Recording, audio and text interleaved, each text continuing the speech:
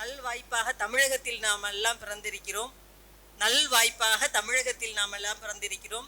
இந்த திராவிட கட்சிகளால் தான் நம்ம இந்த நிலைமைக்கு இருக்கோங்கிறதுல நம்ம பெருமைப்பட்டு சொல்லிக் கொள்வதில் எந்த மாறுபட்ட கருத்துக்களும் இருக்காது. ஏன்னா ஒவ்வொரு சட்டங்களும் இன்றைக்கு 5ஆம் வகுப்பு வரைக்கும் பெண் ஆசிரியர்கள் தான் இருக்க வேண்டும் என்ற சட்டம் தான் இன்றைக்கு பெண் ஆசிரியர்கள் மத்தியில நிரந்தர வேலை வாய்ப்பு அப்படின்னு பார்த்தோம் அப்படின்னா அதுல ஆசிரியர் பணியிடத்துல தான் பெண்கள் அதிகமா இருக்கிறாங்க. இந்த பெண்கள் அதிகமா இருக்கிறதுக்கு அடிப்படை காரணம் என்ன அப்படின்னா இயற்றப்பட்ட சட்டம். அதற்கு நம்ம எங்க நோக்கி போகணும் அப்படின்னா இங்க இருக்கக்கூடிய போராட்டவாதியை நோக்கி போகணும். அப்ப 1929 செங்கல்பட்டு சுயமரியாதை மாநாட்டுல தந்தை பெரியார் அவர்கள் போட்ட தீர்மானங்கள் தான் இன்றைக்கு சட்டங்களாக வந்திருக்கு. பெண் கல்வியாக இருந்தாலும் சரி, பெண் ஆசிரியராக இருந்தாலும் சரி, இன்றைக்கு இருக்கக்கூடிய காவல்துறைகளாக இருக்கக்கூடிய அத்தனை பேருக்கும் காவல்துறையில இன்னைக்கு பாக்குறேன் கல்வியில இருக்கிறாங்க, காவல்துறை பொறுப்புகள்ல இருக்கிறவங்க குறைவு, செவிலியராக இருக்கிறாங்க, மருத்துவ படிப்புல இருக்கக்கூடியவங்க குறைவு. அதனாலதான் என்ன சொல்றாங்க அப்படின்னா குறிப்பாக மாணவிகள் வெல்கிறார்கள், பெண்கள் தோற்கிறார்கள் அப்படின்னு ஒரு நூலே இருக்கு.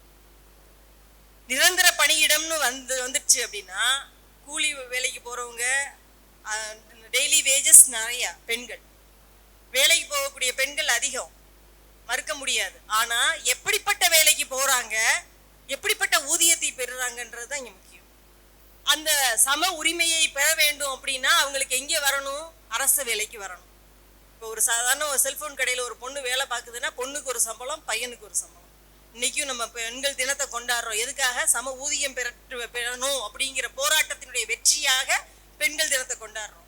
ஆனா இன்னை வரைக்கும் நம்ம இருக்கிற நம்ம கடைகள்ல ஒரு சாதாரண கூலியை சமமா பெறாங்களா?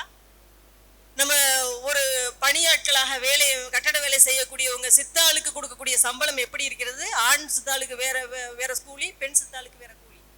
இன்னைக்கு நடைமுறையில இல்லை. ஆனா சம ஊதியத்தை எங்க பெறுறோம்? அரசாங்கத்தினுடைய உரிமையை பெற்றதுனால நம்மளால ஆணுக்கு இணையாக பெண்களும் ஊதியத்தை பெறுறோம். ஆனா அந்த பணியிடத்தினுடைய கணக்கீட்டை எடுத்து பார்த்தோம் அப்படின்னா பெண்கள் நிரந்தரமா எத்தனை பேர் இருக்கிறாங்க? ஒரு கேள்விக்குறிதான்.